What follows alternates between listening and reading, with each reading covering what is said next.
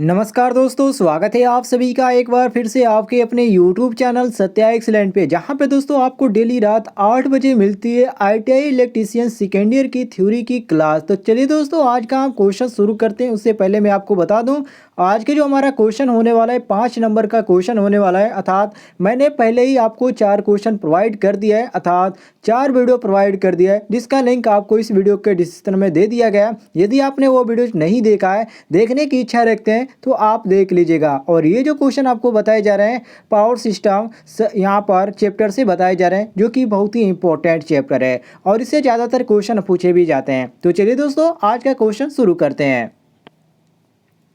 Question number 61 से कह रहा है क्वेश्चन कि निम्न शीर्ष संयंत्र में प्रायः प्रयोग करते हैं पेल्टन व्हील टरबाइन या फ्रांसिस टरबाइन या कैप्लॉन टरबाइन या ए व बी दोनों।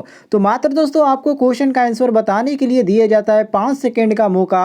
तो चलिए सभी लोग इसका आंसर दीजिए। और डेली मैं दोस्तों कहता हूं कि आपको यहां पर हर एक क्वेश्चन का आंसर बताने के लिए 5 सेकंड का ही मौका दिया जाएगा। तो चलिए सभी लोग इसका आंसर दीजिए, देखते हैं कितने लोग इसका आंसर दे पाते हैं।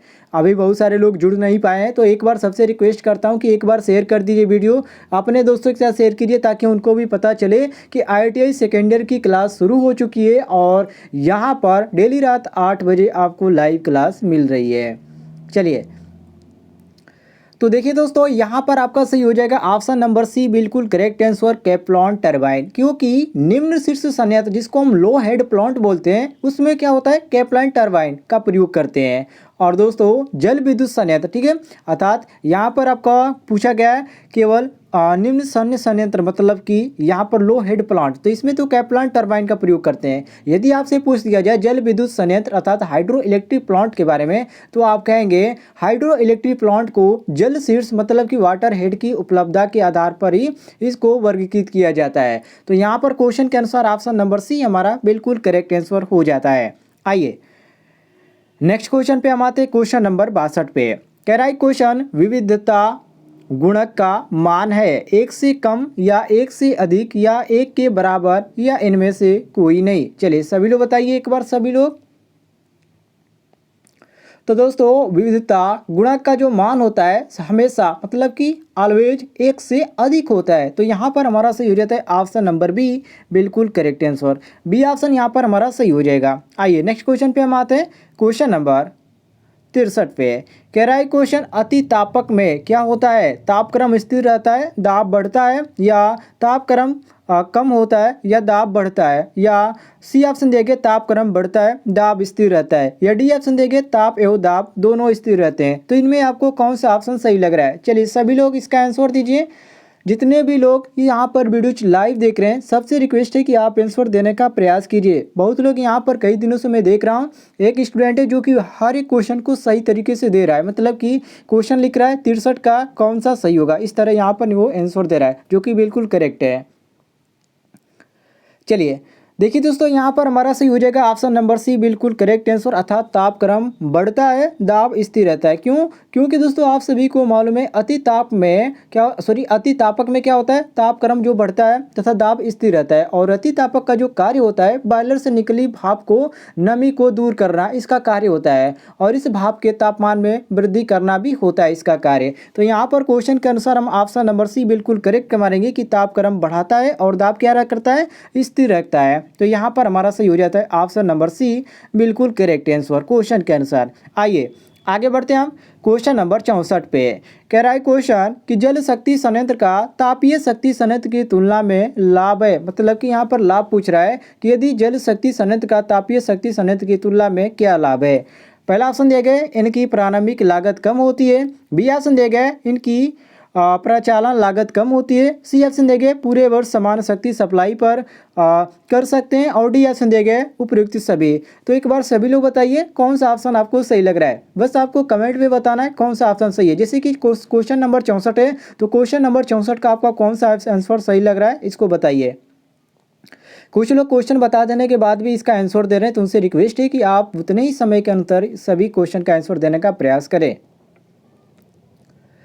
तो यहाँ पर दोस्तों सही हो जाता है हमारा ऑप्शन नंबर बी बिल्कुल करेक्ट आंसर, अर्थात इनकी प्रचालन लागत कम होती है। अर्थात हम कह सकते हैं कि जल शक्ति संयंत्र की तापीय शक्ति संयंत्र की तुलना में जो लाभ है वो ये है कि इनकी प्रचालन लागत तापीय शक्ति संयंत्र से कम होती है। अब रीजन क्यों कैसा क्यों होता है, तो हम कहेंगे कि तापीय शक्ति संयंत्र में जो प्रचालन होता है उसमें लगने वाला जो ईंधन होता है जिसको हम कोयला इसमें प्रयोग किया जाता है, वो डिनर लाइट वाटर का मशीनरी लेबर की लागत और जल शक्ति संयंत्र में प्रयोग होने वाला ईंधन होता है, जो कि अन्य सामग्रियों की अपेक्षा ये अधिक इसमें लागत होती है। तो यहाँ पर क्वेश्चन के अनुसार हम मारेंगे ऑप्शन नंबर बी बिल्कुल करेक्ट आंसर कि इनकी प्रचालन लागत यहाँ पर कम होती है। तो यहाँ पर क्वेश्चन के अनुसार हमारा बी ऑप्शन बिल्कुल करेक्ट आंसर हो जाता है।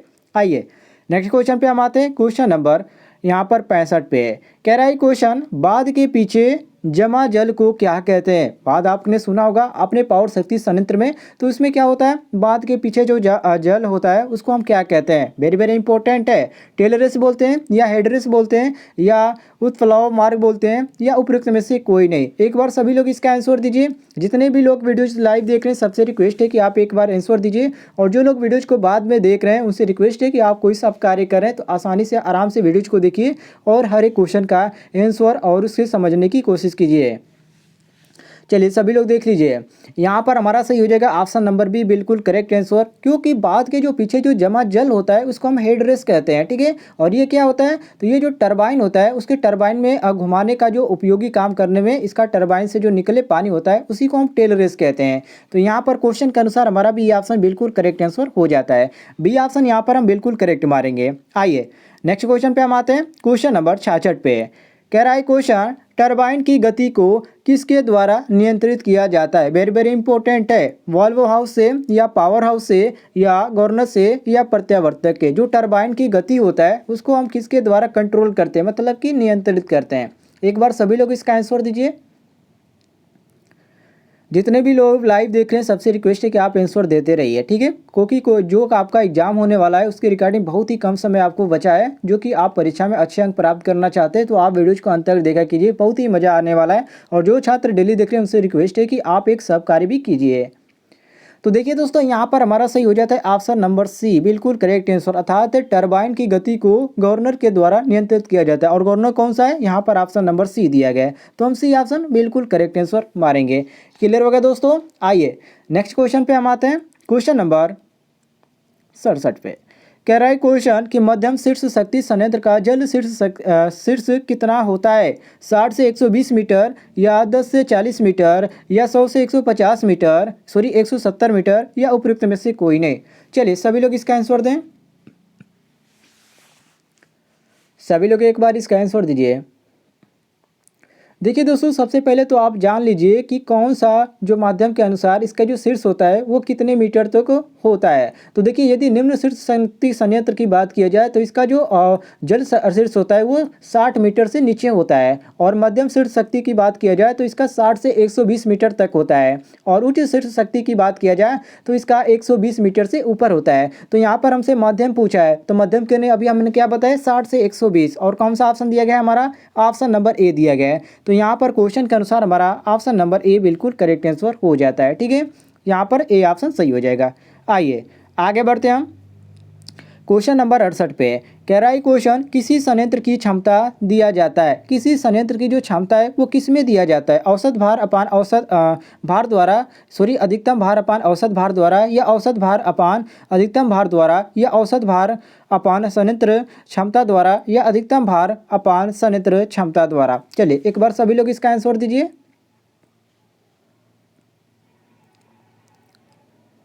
तो देखिए, इसका जो कैपेसिटी का सूत्र होता है, ठीक है, उसी सूत्र को यहाँ पर पूछा गया है। ठीक है, अर्थात शक्ति जो आपका संयंत्र होता है उसकी क्षमता का जो गुणांक होता है उसका सूत्र क्या होता है, तो इसका सूत्र होता है क्या, औसत भार। क्या होता है दोस्तों, औसत भार अपान यहाँ पर हो जाता है हमारा संयंत्र क्षमता, कैपेसिटी।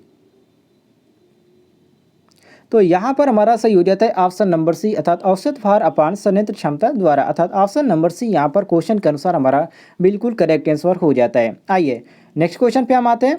क्वेश्चन नंबर 69 पे कह रहा है क्वेश्चन, प्रेशर चैनल का कार्य होता है। जो प्रेशर चैनल होता है जिसका यहाँ पर पावर जो होता है शक्ति संयंत्र उसमें ज़्यादातर प्रयोग में लाया जाता है। तो इसका जो कार्य होता है वो क्या होता है? पहला ऑप्शन देखिए पावर हाउस तक जल पहुँचाना, और बी ऑप्शन देखिए टेल रेस तक जल पहुँचाना, और सी ऑप्शन दिया गया वाल्व हाउस तक जल पहुँचाना, और यहाँ पर डी ऑप्शन दिया गया आपका हेड रेस तक जल पहुँचाना। तो यहाँ पर आपके सामने 4 ऑप्शन दिए गए हैं और कमेंट बॉक्स ऑप्शन नीचे है। तो यहाँ पर सभी लोग इसका आंसर दीजिए, कौन सा ऑप्शन आपको सही लग रहा है। चलिए एक बार सभी लोग इसका आंसर दें।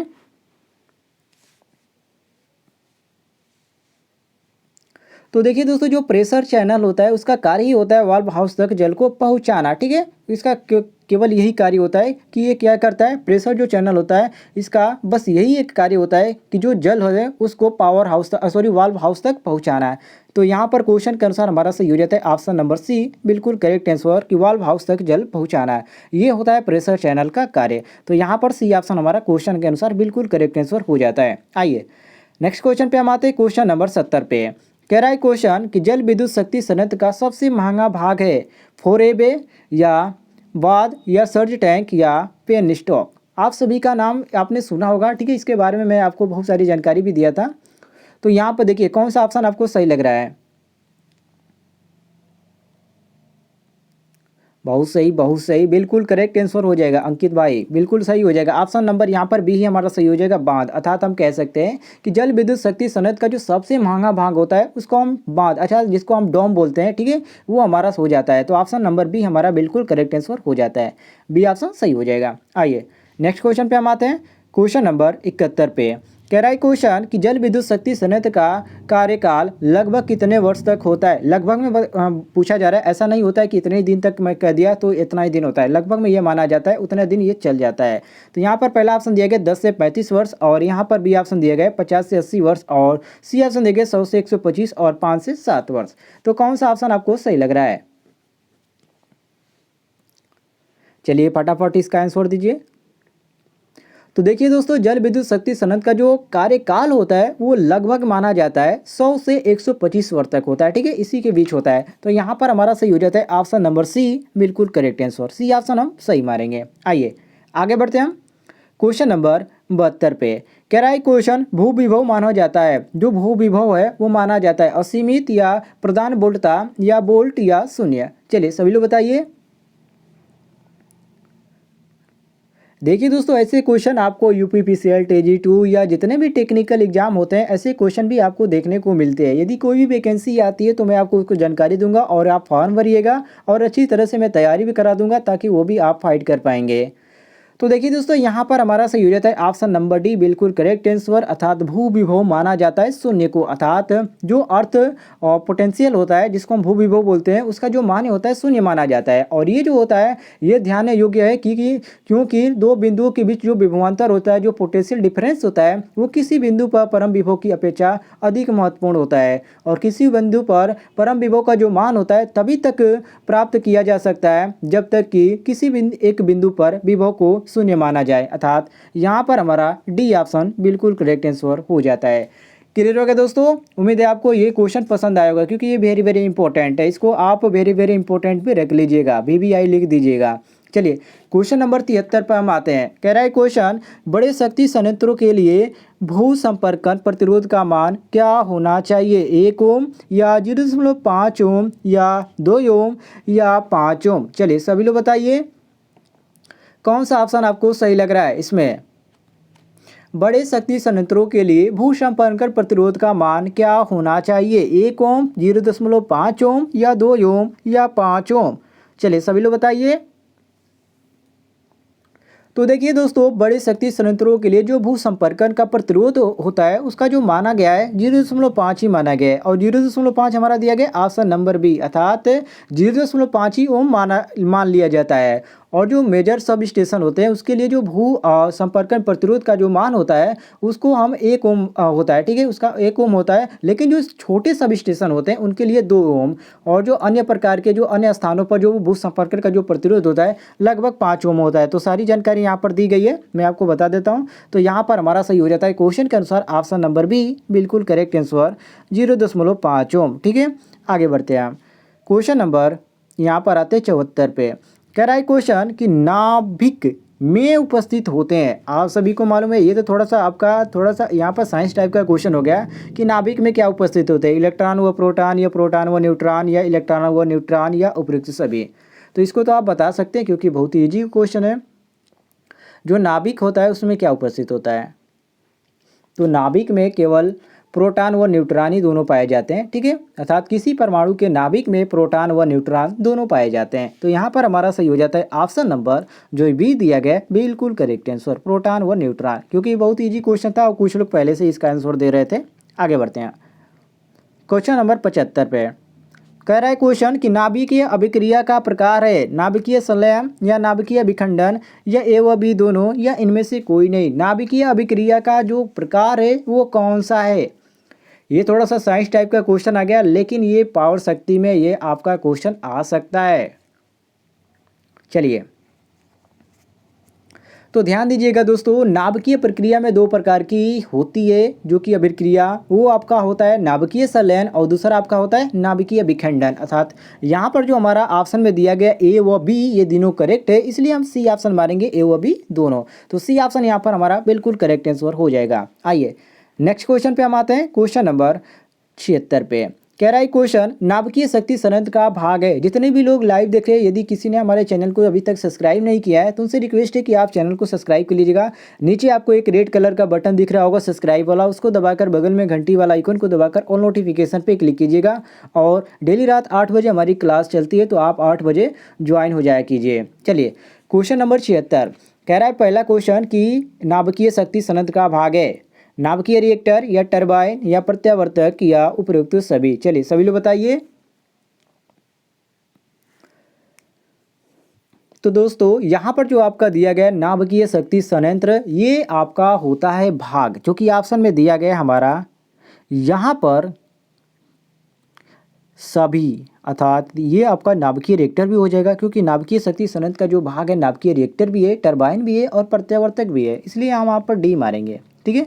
बी ना होकर डी यहाँ पर हमारा सही हो जाएगा, क्योंकि सभी भाग है, क्योंकि यहाँ पर सभी इसके अंतर्गत आते हैं। तो यहाँ पर क्वेश्चन नंबर डी हमारा बिल्कुल, क्वेश्चन का आंसर हमारा डी सही हो जाएगा। आगे बढ़ते हैं क्वेश्चन नंबर 77 पे। कह रहा है क्वेश्चन नाभिकीय रिएक्टर में कौन सी अभिक्रिया होती है, नाभिकीय संलयन या नाभिकीय विखंडन या नाभिकीय हस्तांतरण या उपयुक्त में से कोई नहीं। चलिए सभी लोग बताइए। ये वेरी वेरी इंपॉर्टेंट है दोस्तों। देखिए नाभिकीय रिएक्टर में नाभिकीय जो विखंडन होता है ये अभिक्रिया होती है, ठीक है। और इसको ध्यान रखिएगा, ऑप्शन नंबर बी हमारा सही हो जाता है, नाभिकीय विखंडन, बी ऑप्शन करेक्ट आंसर हो जाता है।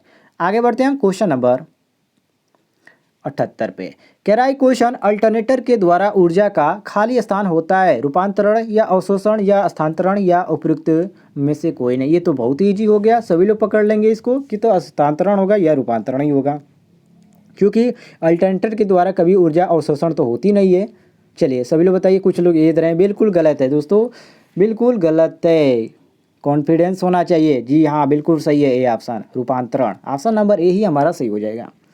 अर्थात हम कह सकते हैं कि अल्टरनेटर के द्वारा ऊर्जा का जो रूपांतरण होता है, ठीक है, और ये जो यांत्रिक ऊर्जा को क्या करता है, विद्युत ऊर्जा में क्या करता है, परिवर्तित करता है। तो यहाँ पर हमारा ए ऑप्शन करेक्ट हो जाएगा। आइए नेक्स्ट क्वेश्चन पे हम आते हैं, क्वेश्चन नंबर 79 पे। कह रहा है क्वेश्चन भू संपर्कन प्रतिरोध का मान किन कारकों पर निर्भर करता है या करते हैं, मृदा की स्थिति पर या मृदा के आर्द्रता नियंत्रण पर या मृदा के तापमान पर, यह सभी विकल्प सही हैं। कौन सा ऑप्शन आपको सही लग रहा है। चलिए चलिए सभी लोग बताइए। डी डी बिल्कुल सही हो जाएगा, डी ऑप्शन हमारा सही हो जाएगा, सभी विकल्प सही है। क्योंकि दोस्तों भू संपर्क प्रतिरोध जो होता है ये कई पर निर्भर करता है, जैसे कि मृदा की स्थिति पर, मृदा के आर्द्रता नियंत्रण पर, मृदा के तापमान पर, और अर्थ इलेक्ट्रोड का आकार और उनके बीच की दूरी के, और इलेक्ट्रोड की भूमि की गहराई पर, और अर्थ इलेक्ट्रोड गड्ढे की चारकोल की मात्रा पर, मतलब कि बहुत सारी चीज़ों पर यह निर्भर करता है। इसलिए यहाँ पर हम मारेंगे ऑप्शन नंबर डी बिल्कुल करेक्ट आंसर की। ये जो आपका ऑप्शन दिया गया ए बी सी ये बिल्कुल करेक्ट आंसर दिया गया है। आगे बढ़ते हैं क्वेश्चन नंबर 80 पे।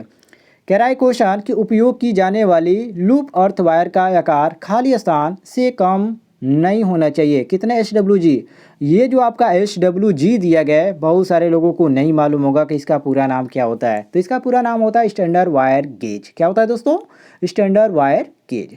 तो देखिए दोस्तों, यहाँ पर आपका ऑप्शन दिया गया बहुत सारे, जैसे कि आप देख सकते हैं 85 SWG, 10 SWG, 20 SWG और यहाँ पर 14 दिया गया SWG। तो कौन सा ऑप्शन आपको सही लग रहा है? भू संपर्कन में प्रयोग किए जाने वाले लूप अथवा तार का जो प्रयोग होता है, यहाँ पर कौन सा किया जाता है? कितना? तो देखिए दोस्तों, जो यहाँ पर सही हो जाता है हमारा ऑप्शन नंबर डी अर्थात 14 SWG। क्योंकि दोस्तों भू संपर्क में उपयोग किए जाने वाला जो लूप अथवा जिसको हम तार कहते हैं, उसका जो आकार होता है 2.9 mm स्क्वायर अथवा 14 SWG से कम नहीं होना चाहिए। और इसकी जो माप होती है, ये माप वायरिंग संस्थापन या इंस्टीट्यूट से हम कहते हैं, उसे परिपथ के अनुसार इसमें प्रयोग किए जाते हैं, माप के अनुसार। तो यहाँ पर क्वेश्चन के अनुसार हमारा ऑप्शन नंबर डी बिल्कुल करेक्ट आंसर हो जाता है। आइए आगे बढ़ते हैं क्वेश्चन नंबर 81 पे। कह रहा है क्वेश्चन, अगर खुला तार धातु के संपर्क में आता है तो अत्यधिक धारा कहाँ जाएगी? खुला संपर्क, ओपन परिपथ की बात कर रहा है कि तार यदि ओपन परिपथ तार हो जाए, मतलब कि ओपन परिपथ हो जाए, तो उस समय तार धातु के संपर्क में आता है तो अत्यधिक धारा कहाँ जाएगी? बिजली घर पर या डायनेमो में या अर्थ में या ट्रांसफार्मर में? चलिए सभी लोग बताइए। वेरी वेरी इंपॉर्टेंट है दोस्तों। तो देखिए, अगर खुला तार धातु के संपर्क में आता है तो अत्यधिक धारा क्या होगी? अर्थ में जाएगी। कहाँ पर जाएगी? अर्थ में जाएगी। क्यों? ऐसा क्यों होगा कि अर्थ में जाएगी? तो हम कहेंगे कि विद्युतीय उपकरण के सभी धातु भाग को कम प्रतिरोधी तार और द्वारा क्या करेगा? अर्थ फू से जोड़ दिया जाएगा। इसलिए यहाँ पर हमारा सही हो जाएगा ऑप्शन नंबर सी, क्वेश्चन के अनुसार बिल्कुल करेक्ट आंसर। आइए आगे बढ़ते हैं क्वेश्चन नंबर 82 पे। कह रहा है क्वेश्चन, भू संपर्क का गड्ढा निम्न में से किसके द्वारा नहीं होना चाहिए? सड़क या रेल पटरी या फुटपाथ या सभी? देखिए दोस्तों, क्वेश्चन को ध्यान से पढ़िए, थोड़ा सा दिक्कत हो गया यहाँ पर पढ़ने में भी, क्योंकि यहाँ पर लिखा गया भू संपर्कन का जो गड्ढा है निम्न में से किसके पास नहीं होना चाहिए। ठीक है, करीब यहाँ पर किसके नहीं होना चाहिए? तो रेल पटरी, सड़क, फुटपाथ, ये सभी के पास नहीं होना चाहिए। आप सभी को मालूम है काफ़ी खतरा यहाँ पर होगा। इसलिए यहाँ पर ऑप्शन नंबर डी हम मारेंगे कि ये जो तीनों ऑप्शन हमारे जो दिए गए हैं, ये तीनों ऑप्शन करेक्ट होते हैं, इसलिए डी ऑप्शन करेक्ट मारेंगे। तो दोस्तों, आज की वीडियो में इतना ही क्वेश्चन कवर किया गया था। उम्मीद है आपको ये क्वेश्चन पसंद आए होंगे, और यदि किसी क्वेश्चन में आपको किसी भी प्रकार का डाउट होता है तो आप कमेंट बॉक्स में पूछ सकते हैं। तो मिलते हैं दोस्तों नेक्स्ट वीडियो में, तब तक के लिए जय हिंद, वंदे मातरम।